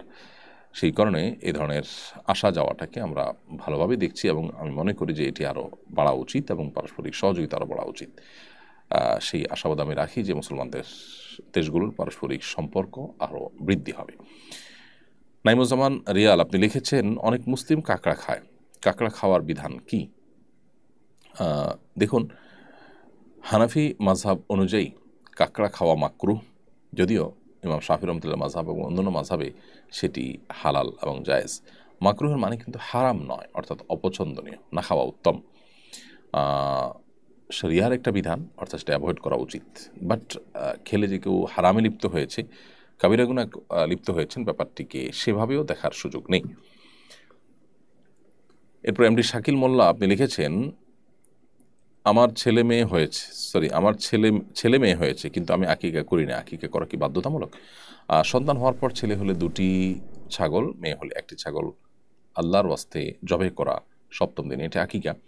আকিকা করাটাকে ওলামায়ে কেরাম মুস্তাহাব বলেছিল। কোনো ওলামায়ে কেরাম ওয়াজিব বললেও এটি মূলত মুস্তাহাব বা সুন্নাহ বড়জোর। এটি করলে সওয়াব হবে, কিন্তু না করলে গুনাহ হবে না। নাহিদুর রহমান, আপনি লিখেছেন আমার বিয়ে হচ্ছে না বলে আশেপাশের মানুষের কটু কথা শুনতে হয়, এ বিষয়ে একটি মেয়ে হিসেবে আমার করণীয় কি? দেখুন, বিয়ে হচ্ছে না বলে কেউ যদি খারাপ কথা বলেন তাহলে সেটা তাদের অজ্ঞানতা, তাদের কুসংস্কারাচ্ছন্ন চিন্তা এবং বিশ্বাসের প্রকাশ, এর বাইরে কিছু নয়। তো যারা এ সমস্ত মূর্খতাসুলভ মন্তব্য করছে আপনি তাদেরকে এড়িয়ে চলুন। আল্লাহ বলেছেন ওয়া আরিদ আনিল জাহিলিন, যারা মূর্খ তাদেরকে তুমি এড়িয়ে চলো। অতএব আপনি তাদেরকে এড়িয়ে চলুন, তাদেরকে ইগনোর করুন এবং সবর করুন। মনে রাখবেন আল্লাহ রাব্বুল আলামিন ধৈর্যশীলদেরকেই কিন্তু অফুরন্ত বিনিময় দেবেন। আল্লাহ বলেছেন ইন্নামা ইউওয়াফাস সাবিরুনা আজরাহুম বিগাইরি হিসাব, নিশ্চয়ই ধৈর্যশীলদেরকে তাদের বিনিময় দেওয়া হবে হিসেব ছাড়া। তো সেই জায়গা থেকে আমরা ধৈর্যশীলতার চর্চা করবো ইনশাআল্লাহ তাআলা। এইচ এম ইমতিয়াজ জয়, আপনি লিখেছেন আমার বাম হাতের একটি আঙ্গুল দুর্ঘটনায় কেটে পড়েছে, পড়ে গেছে, কর্তৃত আঙ্গুলের বিষয়ে করণীয় কি? যদি কোনো আঙ্গুল কেটে পড়ে তাহলে সেক্ষেত্রে সেই আঙ্গুলটি মাটির নিচে দাফন করে ফেলবেন। মানুষের শরীরের প্রত্যেকটা অঙ্গই গুরুত্বপূর্ণ এবং এর জন্য হাতে কোনো জানাজা নেই, কিছুই নেই, জাস্ট এটাকে দাফন করে রাখবেন। আর পরবর্তীতে আপনার অজু, গোসল ইত্যাদিতে আঙ্গুলের যে অংশ শরীরের সাথে লেগে আছে শুধু সেই অংশ ধুইলেই আপনার অজু বা গোসল হয়ে যাবে। তানিয়া আহমেদ আপনি লিখেছেন, আমার দেশে একটা কথা প্রচলন আছে, সন্তান প্রসবের পর নাকি 45 দিন পর্যন্ত নামাজ পড়তে পারবে না, ব্লিডিং হোক বা না হোক, প্লিজ আমাকে সঠিক তথ্য দিন। বোন তানিয়া, এটা সঠিক কোনো তথ্য নয় যে 45 দিন পর্যন্ত নামাজ পড়তে পারবেন না। যতদিন ব্লিডিং হবে ততদিন আপনি নামাজ পড়বেন না। ব্লিডিং বন্ধ হয়ে গেছে তারপর থেকে আপনি নামাজ পড়তে হবে। সেটা হতে পারে 10 দিন পর থেকে, 20 দিন পর থেকে, এর কোনো সর্বনিম্ন সময়সীমা নেই। 10 দিন পরে যদি কারো ব্লিডিং বন্ধ হয় তারপর তাকে নামাজ শুরু করতে হবে। ওমর ফারুক লিখেছেন, সত্য জানার পরও পরীক্ষার খাতায় মিথ্যা ইতিহাস লেখার বিধান কি হবে? সত্য লিখলে নাম্বার না দিতে পারে। জটিল বিষয়। যদি বিষয়টা এরকম হয় যে হ্যাঁ এটি সত্যটা লিখলে আপনার খাতায় লিখবে না, তাহলে আপনি মূল আনসার করার পর ব্র্যাকেটে আপনার মতামত বা অপিনিয়ন আপনি দিতে পারেন। আমার মনে হয় যে সে কারণে আপনার নাম্বার কাটার কথা নয়। এম এ আকিফ আপনি লিখেছেন, আমি এমন পর্যায়ে আছি, সংসার চাইলে বাবাকে ছাড়তে হবে, আবার বাবা চাইলে সংসার ছাড়তে হবে। এমত অবস্থা আমার কী করা উচিত? আমি সিদ্ধান্তহীনতায় ভুগছি, পরামর্শ কামনা করছি। বোন আকিফা, আপনাকে বলবো যে আপনি আশেপাশে কোনো বিচক্ষণ বিদগ্ধ আলিম, কোনো কাউন্সিলরের শরণাপন্ন হন এবং একটু জানার চেষ্টা করুন যে আসলে আপনার যে পরিস্থিতি সেই পরিস্থিতি আপনার করণীয়টা কী। কারণ এটুকু সংক্ষিপ্ত প্রশ্নের ভিত্তিতে আপনার জন্য এরকম একটা ডিসিশন যেটা খুবই গুরুত্বপূর্ণ সেটি আমরা আসলে দিতে পারবো না। এর জন্য আপনার পুরো পরিস্থিতিটা কি, কেন সংসার করতে চাইলে বাবাকে ছাড়তে হবে, আবার বাবাকে রাখতে চাইলে সংসার ছাড়তে হবে, সেটা কেন, কোন পর্যায়ে আছে, সেটা আমার মনে হয় দীর্ঘ আলোচনা করার দরকার, খোলামেলা কথা বলা দরকার। আসন্না ফাউন্ডেশনে শুক্রবার ছাড়া যে কোনো দিন সকাল 9টা থেকে বিকেল 5টা পর্যন্ত আমাদের ওলামা ইকরাম থাকেন এই সার্ভিস দেওয়ার জন্য। আপনার কোনো প্রয়োজন হলে আসলে ইনশাআল্লাহ তারা আপনাকে সময় দিবেন। আনিকা তাসনিম আপনি লিখেছেন, মাসিকের সময় মোবাইলে কোরআন তেলাওয়াত করা যাবে কি না? বোন আনিকা, মাসিকের সময় কোরআন কারীমের তেলাওয়াত করার ক্ষেত্রে বেশিরভাগ ওলামা ইকরাম বা জমহুর ওলামা ইকরাম যে আছে তাদের মত হলো যে আপনি এটি করতে পারবেন না। যদিও ইবনে তাইমিয়া রাহিমাহুল্লাহ, ইবনুল কাইয়িম এবং পরবর্তী যুগের আরব ওলামা ইকরাম অর্থাৎ সৌদি আরব ওলামা ইকরাম তারা এটাকে জায়েজ বলেন, কিন্তু জমহুর বা সংখ্যাগরিষ্ঠ ইমামদের মত এটি নয়। তাদের মত হলো যে মাসিকের সময় আপনি কোরআন কারীমের তেলাওয়াত করবেন না। ফারজানা সুলতানা লিখেছেন, সবসময় মাথার ভিতর দুশ্চিন্তা কাজ করে, মনে কোনো আনন্দ বা শান্তি পাই না, মনের মধ্যে হতাশা কাজ করে, হতাশামুক্ত জীবনের জন্য পরামর্শ কামনা করছি। বোন ফারজানা সুলতানা, আল্লাহ তাআলা আপনার দুশ্চিন্তা দূর করে দিন। আপনি প্রথমত ভালো কোনো কাউন্সিলর দেখান, কোনো সাইকিয়াট্রিস্ট দেখান। সেই সাথে অনেক সময় এই অহেতুক পেরেশানি জিন রিলেটেড বা রুকিয়া রিলেটেড বিষয়ের কারণে হয়ে থাকে, সেক্ষেত্রে আপনি রুকিয়াও করেন।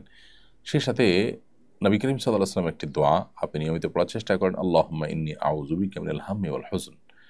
আল্লাহ, আমি আপনার কাছ থেকে পেরেশানি থেকে এবং দুশ্চিন্তা থেকে পানাহ চাই, যেটা নবী সাল্লাল্লাহু আলাইহি ওয়াসাল্লাম সবসময় পড়তেন, সেটি পড়তে পারেন। তৃতীয়ত হলো আপনি ভোর রাতে তাহাজ্জুদের সময় উঠে আল্লাহর কাছে চোখের পানি ফেলে কোনো বিশেষ বিষয় যদি আপনাকে আহত করে, অনেক বেশি ডিপ্রেশনে রাখে, সেটির ব্যাপারে আল্লাহর কাছে আপনি সাহায্য চান। দুরূদ এবং ইস্তিগফারের আমল মানুষের দুশ্চিন্তা দূরে অনেক বেশি সহায়ক ভূমিকা রাখে। মোহাম্মদুল হাসান নয়ন আব্দুল লিখেছেন, আমি গাছ লাগাতে অনেক পছন্দ করি, অনেক সময় রাস্তা থেকে বা আমার কলেজ থেকে কাউকে না বলে ছোট ফুল গাছ নিয়ে বাসায় লাগাই, এদিকে আমার গুনাহ হবে? যদি কেউ কোনো গাছ কোনো জায়গায় রাখেন যে গাছটা আসলে তার প্রয়োজন, তিনি সংরক্ষণ করছেন, তাহলে সেটা আপনি তুলে নিলে গুনাহ হবে, অবশ্যই সেটা চুরির গুনাহ হবে। কিন্তু যদি এমনি উঠেছে, এটা আসলে তিনি কেয়ারও করছেন না, হয়তো তার এটা প্রয়োজনও নাই, বোঝাই যায় যে তিনি এই গাছের পরিচর্যাও করছেন না, এটা হয়তো এমনিতেই উঠেছে, এটা থাকা না থাকা তার কিছুই আসবে না, এটা নিলেও কেউ তিনি বাধা দিবেন না, এরকম পর্যায়ে যদি হয় তাহলে সেটা আপনি নিতে পারবেন। আনিকা তাসলিম আপনি আপনার প্রশ্ন উত্তর দিয়েছি। এসকে খালিদ হাসান লিখেছেন, আমার খালার 8 মাসের সন্তান পেটে থাকা অবস্থায় মারা গেছেন, খুব সম্ভবত গর্ভস্থ শিশু পেটের মধ্যে মারা যাবার কিছু সময় পরেই খালা মারা যান, ওনার মৃত্যু কি শহীদি মৃত্যু হবে? মা মারা গেলে কি পেটের শিশুর সিজার করে বের করে নেওয়া জায়েজ হবে? যদি পেটের শিশু বেঁচে থাকে তাহলে তো সিজার করে বের করতে পারেন, আর যদি মারা যায় তাহলে তার প্রয়োজন নেই। এবং গর্ভধারণ করতে গিয়ে বা গর্ভ খালাস করতে গিয়ে কোনো মা যদি মৃত্যুর মুখে পতিত হন তাহলে নবী সাল্লাল্লাহু আলাইহি ওয়াসাল্লাম হাদিসের আলোকে তিনি শাহাদাতের মর্যাদা লাভ করবেন ইনশাআল্লাহ তাআলা। কাজী মাহবুব, আপনি আমাদের ইউটিউব চ্যানেলে প্রশ্ন করছেন, ছেলে ধর্মান্তরিত হয়ে গেলে বাবার সম্পদে অংশ পাবে কিনা? উত্তর হলো না। যদি কোনো সন্তান বাবা মুসলিম থাকেন, তার সন্তান যদি অন্য ধর্মাবলম্বী হয়ে যায় তাহলে সেই বাবার সম্পদে আর কোনো ভাগ পাবে না। ইসরাত জাহান হান্না এডি থেকে আপনি লিখেছেন, বিয়ের প্রস্তাবিত পাত্রীর ছবি কি প্রস্তাবিত পাত্রের কাছে হোয়াটসঅ্যাপ বা ইমেলে পাঠানো জায়েজ হবে? যদি সেফ মনে করেন যে তারা এটার অপব্যবহার করবে না, গায়ে মাহারাম বা যাকে দেখানো না জায়েজ তাকে দেখাবে না, তাহলে দিতে পারেন। এবং দেওয়ার সময় অবশ্যই শর্ত দিয়ে দিবেন যে ছেলে কিংবা ছেলেপক্ষের কোনো মেয়ে ছাড়া আর কেউ ছবি দেখবে না, এবং একটা পর্যায়ে দেখার পর সেটি তারা ডিস্ট্রয় করে ফেলবে, ডিলিট করে ফেলবে। এই বিষয়গুলো যদি নিশ্চিত হয়, দেনদার হয়, তাদের কমিটমেন্টের মূল্য আছে মনে হয়, তাহলে দেওয়া যেতে পারে, তা না হলে এটা দেওয়া উচিত হবে না। শাহিন মামুন আপনি লিখেছেন, আমরা লেবানন প্রবাসী, ইসরায়েলের বিমান হামলায় প্রতিনিয়ত মৃত্যুর প্রহর গুনছি। ইহুদিদের বিমান হামলায় মৃত্যুবরণ করলে আমরা কি শহীদি মর্যাদা পাব? লেবানন থেকে আমাদের ভাই শাহিন মামুন প্রশ্ন করেছেন।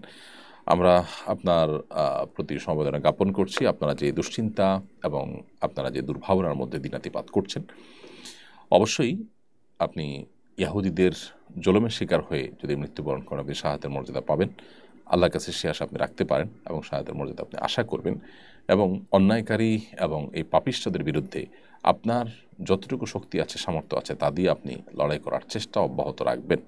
এবং অবশ্যই আপনি সেখানে তাদের দ্বারা আক্রান্ত হয়ে মারা গেলে শাহাদাতের মর্যাদা পাবেন ইনশাআল্লাহ তাআলা। আল্লাহ তাআলা আপনাদেরকে নিরাপদ রাখুন, আমাদের ফিলিস্তিনি ভাই বোনদেরকে এবং গোটা বিশ্বে মুসলিমরা যেখানে নির্যাতন না কেন তাদের সবাইকে আল্লাহ তাআলা সেভ করুন, হেফাজত রাখুন, আমরা সেই দোয়া করি।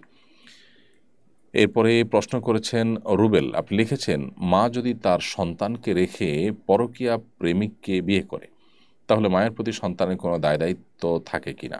এক্ষেত্রে সন্তানের করণীয় কি? মা যদি তার সন্তানকে রেখে পরকীয়া প্রেম করেন, অবশ্যই তিনি অন্যায় করেছেন, পাপিষ্ট হয়েছেন, অপরাধ করেছেন, কিন্তু তাই বলে সন্তান তার মায়ের প্রতি দুর্ব্যবহার করার অথবা মাকে ভুলে যাওয়ার সুযোগ নেই। দেখুন, মা বাপ অন্যায় করলে সেটার বিচারের দায়িত্ব কিন্তু সন্তানের উপরে বর্তায় না। বিধায় এখানে সন্তান ঠিকই তার সামর্থ্য অনুপাতে বাবা মার প্রতি সদাচরণ করা, তাদের প্রতি সুন্দর ব্যবহার করা, তাদের দিকটাকে যথাসম্ভব খেয়াল করা, তাদের প্রতি দায়িত্বশীল আচরণ করা, এই কাজগুলো তাদেরকে অব্যাহত গতিতে ঠিকই করে যেতে হবে। অনেকে আছেন এই সমস্ত ক্ষেত্রে ভুল সিদ্ধান্ত নিয়ে ফেলেন, অর্থাৎ তারা মনে করেন যে না, বাবা মা যেহেতু অন্যায় করেছেন অতএব আমি তার সাথে যা খুশি তা করতে পারি। এটা একেবারেই ভুল একটি বিষয়। পারভিন আক্তার আপনি লিখেছেন, আমেরিকার বিভিন্ন স্থানের চার্চে বিনামূল্যে প্রয়োজনীয় জিনিস ও খাবার সরকারের পক্ষ থেকে দিয়ে থাকে, এগুলো কি মুসলিমরা নিতে পারে? যদি বিনামূল্যে সরকারি তরফ থেকে দেওয়া হয় তাহলে আপনি নিতে পারেন, কোনো অসুবিধা নেই। আর যদি এটি তাদের কাজের অংশ হয় এবং এটি গ্রহণ করার মধ্য দিয়ে আপনি তাদের প্রতি দুর্বল হবেন, তাদের ধর্মের অনুসারী হওয়ার কোনো সম্ভাবনা থাকে, তাহলে সেক্ষেত্রে সেটি আপনার জন্য জায়েজ হবে না। তৃতীয়ত দেখতে হবে জিনিসটা হালাল কিনা। যদি হালাল হয় তাহলে সেটা আপনি নিতে পারেন। মেহেদী হাসান রাসেল লিখেছেন, আমার ভাইকে কি আমি জাকাত দিতে পারবো? আমরা একসাথেই থাকি। হ্যাঁ, আপনার ভাই যদি আপনার একান্নভুক্ত না হয়, একসাথে থাকেন ঠিক আছে, একান্নভুক্ত যদি না হয়, আপনার অধীনস্থ যদি না হয়, অনেক সময় ছোট ভাই থাকে, অপ্রাপ্তবয়স্ক, আপনি বড় ভাই, বাবা নেই অথবা বাবার সামর্থ্য নেই, তাহলে আপনার কর্তব্য হয়ে যায় তার ভরণ পোষণ দেওয়া, তখন তাকে জাকাতের টাকা দিতে পারবেন না। হ্যাঁ, তার ভরণ পোষণের বাইরের কোনো প্রয়োজন হয় সেখানের জন্য আপনি জাকাতের টাকা দিতে পারবেন। আর যদি আপনার সেই ভাইটি যে আপনার জাকাত যাকে দিতে চাচ্ছেন তিনি যদি আপনার একান্নভুক্ত না হয় বা একেবারে ছোটো নাবালেগ বাচ্চা না হয়, বড় মানুষ, বড় ভাই বা বয়স হয়ে গেছে, প্রাপ্তবয়স্ক হয়ে গেছে, ছোট হোক আর বড় হোক আপনার, কিন্তু প্রাপ্তবয়স্ক হয়ে গেছে সে, তাহলে তাকে আপনি জাকাতের টাকা দিতে পারবেন।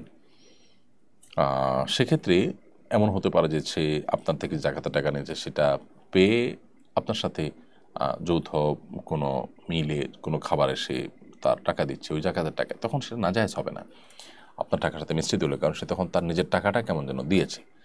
এক কথা, যখন প্রাপ্তবয়স্ক হবে তখন আপনি জাকাতের টাকা তাকে দিতে পারবেন, সেটা দিয়ে তার ব্যয়ভার তিনি বহন করবেন।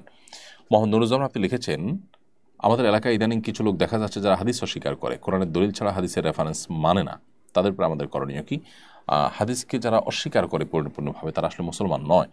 এই শ্রেণীর মানুষের দৌরাত্ম্য দিন দিন বেড়ে চলেছে, বিশেষ করে শয়তান তার অনুসারী যারা আছে তাদের মাধ্যমে এই তথাকথিত আহলে কোরআন অর্থাৎ যারা হাদিস অস্বীকার করে তাদের প্রচারণা, তাদের প্রাদুর্ভাব সমাজে অনেক বেশি বৃদ্ধি করে থাকে শয়তান।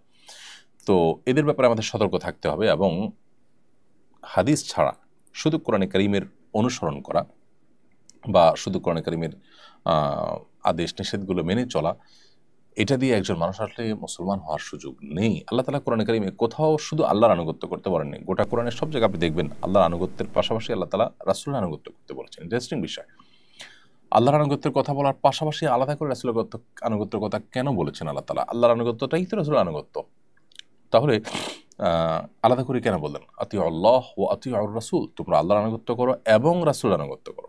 তাহলে বোঝা গেল কোরআন এবং সুন্নাহ দুটি আমাদেরকে মানতে হবে। নবী করিম সাল্লাল্লাহু আলাইহি ওয়াসাল্লামের কোনো আদেশ নিষেধ কোরআনের সাথে যদি কখনো আপনার কাছে সাংঘর্ষিক মনে হয়, সেটি বাহ্যিক সাংঘর্ষিক মনে হতে পারে, সেটা সামঞ্জস্য করবার সূত্র অবশ্যই আছে, যে সূত্র হয়তো আপনার না জানা থাকার কারণে আপনি অনেক সময় বিপদগামী হচ্ছেন। তো আল্লাহ তাআলা কোরআনে কারিমে অন্য আয়াতে তার হাবিব সাল্লাল্লাহু আলাইহি ওয়াসাল্লামকে নির্দেশ করেছেন যে আপনার প্রতি আমি কোরআন নাজিল করেছি লিতুবাইয়িনা লিন-নাসি মা নুজিলা ইলাইহিম, যেন মানুষের প্রতি যা নাজিল হয়েছে, দুঃখিত, সেটা অর্থাৎ আপনার প্রতি যা নাজিল হয়েছে আল্লাহর পক্ষ থেকে সেটার জন্য আপনি মানুষের কাছে ব্যাখ্যা করে দিতে পারেন। অর্থাৎ আমাদের নবী করিম সাল্লাল্লাহু আলাইহি ওয়াসাল্লামের দায়িত্ব আল্লাহ তাআলা বুঝিয়ে দিচ্ছেন যে তার কাজ হলো তার প্রতি যে ওহী নাজিল হয়েছে সেই কোরআনকে তিনি ব্যাখ্যা করে দিবেন। এখন নবী সাল্লাল্লাহু আলাইহি ওয়াসাল্লামের ব্যাখ্যা করে দেওয়ার কর্তব্য আল্লাহ তাকে দিয়েছেন, আপনি তার ব্যাখ্যাটা মানছেন না, তাহলে কি দাঁড়াবে যোগফলটা? এই জন্য যারা হাদিস মানছেন না তাদেরকে বলতে হবে যে হাদিস ছাড়া আসলে কোরআনের উপর পরিপূর্ণভাবে আমল করা সম্ভব নয়। কোরআনে তো ইনিশিয়াল অনেক নির্দেশ দিয়ে গেছে, আপনি যদি হাদিস না মানেন তাহলে সেক্ষেত্রে কোরআনের সে সমস্ত নির্দেশ কিভাবে মান্য করবেন? জারিন সোবাহ নূর এডি থেকে লিখেছেন আপনি বাবা মা বেঁচে থাকা অবস্থায় ভাইয়েরা যদি বোনের সম্পত্তির ভাগ দিতে চায় তাহলে কি তা নেওয়া যাবে? হ্যাঁ, বাবা মা বেঁচে থাকা অবস্থায় যদি ভাইয়েরা বাবা মার যে সম্পদ, বোনদের যে অধিকার আছে সে অধিকার তারা দিতে চান, ডেফিনেটলি সেটা তারা দিতে পারেন, তবে মূলত সেটা হবে তখন গিফট হিসাবে। প্রত্যেকটা সম্পদের বন্টনটা মানুষের মৃত্যুর পরেই হয়। হ্যাঁ, মৃত্যুর পরে যথাযথ বন্টন নাও হতে পারে, সে আশঙ্কা থেকে তারা যদি জীবদ্দশায় বাবার অনুমতি সাপেক্ষে সেটা করে সেটি জায়েজ আছে, কিন্তু মুশকিল হলো কোনো মানুষ জীবদ্দশায় তার সন্তানদেরকে সব কিছু বন্টন করে দেওয়া এটা অনুচিত, কারণ তার জীবদ্দশায় তিনি কতদিন বাঁচবেন তিনি জানেন না, হতে পারে সন্তানটা তার প্রতি দায়িত্বশীল থাকবে না, তখন তিনি আরেকজনের কাছে হাত পাততে হবে। এই জন্য মৃত্যুর পরে সম্পদ বন্টনের নির্দেশ আল্লাহ তাআলা দিয়েছেন। হ্যাঁ, যদি মনে হয় যে পরবর্তীতে বেহাত হতে পারে, তসরুফ হতে পারে, তাহলে প্রয়োজনে তিনি সে সিস্টেম করে দিয়ে গেলেন যে কোরআন এবং হাদিসের আলোকে তার মৃত্যুর পরে সেটি যেন সেভাবে বন্টন হয়। আর জীবদ্দশা দিলে সেটা গিফট হবে। এখন ভাই বোন সবাই যদি একত্র হয়ে বোনদের যা যা আছে সেটা বাপের সম্পত্তি তারা দিতে চান, তাহলে সেটা গিফট হিসাবে দিবেন। অর্থাৎ বাবাকে উদ্বুদ্ধ করবেন যে আপনার সম্পদ থেকে একটা অংশ আপনি গিফট দেন। গিফট দেওয়ার ক্ষেত্রে সন্তানদেরকে আপনি কোরআন হাদিসের যে বন্টন নীতি আছে সেটার আলোকে দিবেন। কাইফ সাইফ এর থেকে আপনি লিখেছেন স্বামী যদি স্ত্রীর কোনো দায়িত্ব পালন না করে তাহলে স্ত্রীর করণীয় কি? স্বামী যদি স্ত্রীর কোনো দায়িত্ব পালন না করেন এবং আপনার বিশেষ করে জৈবিক চাহিদা, তারপর তার যে ভরণ পোষণ, এগুলো যদি দীর্ঘদিন পর্যন্ত পালন না করেন তাহলে সেক্ষেত্রে স্ত্রী চাইলে আদালতের মাধ্যমে বিবাহ ভঙ্গের উদ্যোগ নিতে পারেন, সে রাইট তার আছে। এরপরে নাজমুশা ইসলাম এআইডি থেকে নাজুশা ইসলাম এআইডি থেকে আপনি লিখেছেন কোনো দম্পতি যদি আর সন্তান নিতে না চান তাহলে ইসলাম শরীয়ত অনুযায়ী এর বিধান কি? সন্তান নিতে না চাইলে স্থায়ীভাবে জন্মবিরতি না করে আপনি সাময়িক জন্মবিরতির কোনো ওয়ে অবলম্বন করতে পারেন, তবে এই সন্তান নিতে না চাওয়াটা মৌলিকভাবে ভালো কিছু না, বাট সেটি হারাম না। যদি আপনি চিরতরে লাইগেশন ইত্যাদি টাইপের কোনো পথ অবলম্বন করে সন্তান জন্ম দেওয়ার পথটা রুদ্ধ করে না ফেলেন তাহলে এটি জায়েজ আছে, বাট অনুত্তম কাজ। কারণ নবী করিম সাল্লাল্লাহু আলাইহি ওয়াসাল্লাম আমাদের অধিক সন্তান জন্ম দেওয়ার পরে উৎসাহিত আমাদেরকে করেছেন। মানুষ এটা সম্পদ, মানুষ কখনো বোঝা নয়। পৃথিবী এখন সন্তান কমানোর জন্য যে চেষ্টা করছে এই চেষ্টাটা শুদ্ধ বা সঠিক কোনো চর্চা নয়। যারা একসময় সন্তান কমাবার চেষ্টা করেছে তারা কিন্তু এখন সন্তান আর বাড়াতে পারছে না, প্রয়োজন হচ্ছে প্রণোদনা দিয়েও সন্তান জন্মের হার স্বাভাবিক করতে পারছে না। মানুষের সন্তান জন্ম দেওয়ার যে টেন্ডেন্সি, প্রবণতা, একবার যদি এই সৃষ্টিগত প্রকৃতিগত প্রবণতা এটা যদি বাধাগ্রস্ত হয়ে যায় তখন আবার তাদেরকে সে জায়গায় ফিরিয়ে আনা কঠিন হয়ে যায়। আপনি হৃদয় হোসেন আপনি লিখেছেন জুমার নামাজ পড়তে গেলে অনেকে দেখি বসে বসে ঝিমায়, অনেকে ঘুমিয়ে পড়ে, থেকে অজু ভেঙে যায়। না, বসে বসে ঝিমাইলে অসুবিধা নেই। যদি ঝিমায় ঝিমাতে আপনি পড়ে যান তাহলে অজু ভাঙবে, কিংবা হেলান দিয়ে যদি ঘুমান তাহলে সেক্ষেত্রে অজু ভাঙবে। এমডি আবুল হোসেন লিখেছেন আমার রাতে ঘুম হয় না, ঘুমাতে ঘুমাতে রাত 2টা-3টা বেজে যায়, এই কারণে ফজর নামাজ নিয়মিত পড়তে পারি না, করণীয় কি? রাতে দেরিতে ঘুমানো এটা একটা বদ অভ্যাস। এই বদ অভ্যাস থেকে দূরে থাকার জন্য যেটি আমাদের করতে হবে সেটি হলো যে আপনাকে অবশ্যই রাতে তাড়াতাড়ি ঘুম হোক আর না হোক তাড়াতাড়ি শুইতে হবে, এবং প্রয়োজনে ডাক্তারের শরণাপন্ন হতে পারেন। অনেক সময় দীর্ঘদিনের বদ অভ্যাসের কারণে ঘুম হতে চায় না, আপনি শুয়ে থাকলে চেষ্টা করলে দিনে যখন ঘুমাবেন না তখন ইনশাআল্লাহ এই অভ্যাসটা দূর হবে, আশা করা যায়। প্রিয় দর্শক, আমরা দেখতে দেখতে অনুষ্ঠানের শেষের দিকে চলে আসছি। আরও 2-3টা প্রশ্ন উত্তর দিয়ে শেষ করবো ইনশাআল্লাহ আমরা। এমডি হৃদয় হোসেন লিখেছেন জুমা নামাজ পড়তে গেলে অনেকে দেখি বসে বসে ঝিমায়। আপনার প্রশ্ন উত্তর দিয়েছি, সরি। সোহেল রানা লিখেছেন আমি একজন ভেটেরিনারি ডাক্তার, পোষা প্রাণী বিড়াল কুকুর শুধু মালিকের চাহিদা অনুযায়ী বন্ধাকরণ করা যাবে কিনা? উত্তর হলো যাবে। এই বন্ধাকরণ করা না করাটা পুরুষদের জন্য, মানুষের জন্য প্রযোজ্য, পশুর জন্য নয়। এমনি মিজানুর রহমান লিখেছেন টাকা ধার নিয়ে সুদের কিস্তি দিবে জানার পরও কি টাকা ধার দেওয়া যাবে? যদি এটা সুদের কাজে সহযোগিতা হয় তাহলে তো জায়েজ নাই, কিন্তু সে ইতিমধ্যে সুদে টাকা নিয়ে ফেলেছে, এখন তার মুক্তির জন্য আপনি উদ্যোগ নিলেন, টাকা পয়সা দিয়ে টাকা মুক্ত করলেন, তাহলে সেটি কিন্তু নাজায়েজ হবে না। অর্থাৎ এখানে সে ফেসে গেছে, এখন তাকে মুক্ত করার চেষ্টা আপনি করছেন, সেটি আপনি করতে পারেন। আর যদি সে এটাকে কন্টিনিউয়াস নিয়ে যাচ্ছে, আপনার সুদ দিয়ে যাচ্ছে, সুদের ঋণ নিয়ে যাচ্ছে, এটা তার একটা কন্টিনিউয়াস প্রসেস, তাহলে সেক্ষেত্রে সেখানে আপনি সহযোগিতা করবেন না। অর্থাৎ হারাম থেকে ক্লোজ করে বের হয়ে আসার চেষ্টা করছে, সেখানে আপনি সহায়তা করবেন, আদারওয়াইজ আপনি সহায়তা করবেন না। প্রিয় দর্শক, আল্লাহ তাআলা আমাদেরকে যে সমস্ত কথা আমরা শুনলাম, জানলাম, কোরআন হাদিসে যে সমস্ত বিষয়গুলো জানার সুযোগ হলো, আল্লাহ তাআলা আমাদেরকে সবাইকে আমল করার তৌফিক দান করুন। ইনশাআল্লাহ আল্লাহ যদি সুস্থ রাখেন, ভালো রাখেন, নিরাপদে রাখেন, আগামী জুমাবার আবারও দেখা হবে। সে পর্যন্ত আল্লাহ তাআলা সবাইকে নিরাপদে রাখুন, ভালো রাখুন। জাযাকুমুল্লাহ খাইর। আসসালামু আলাইকুম ওয়া রাহমাতুল্লাহি ওয়া বারাকাতুহু।